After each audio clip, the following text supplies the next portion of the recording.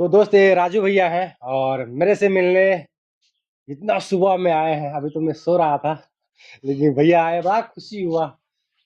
बड़ा अच्छा विचार के व्यक्ति हैं।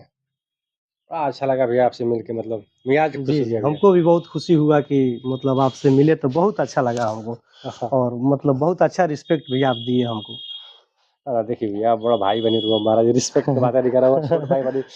सुनिए, और भैया के थोड़ा सपोर्ट करिए, भैया मेहनत करते नहीं, ठीक नहीं।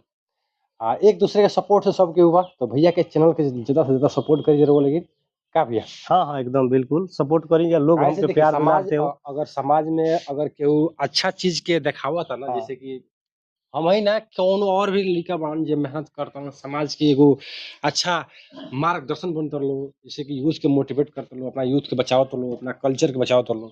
अगर उस चीज के केहू देखावा था तो रोवल में भी फर्ज बा सपोर्ट करी। एकदम लोग सपोर्ट करो।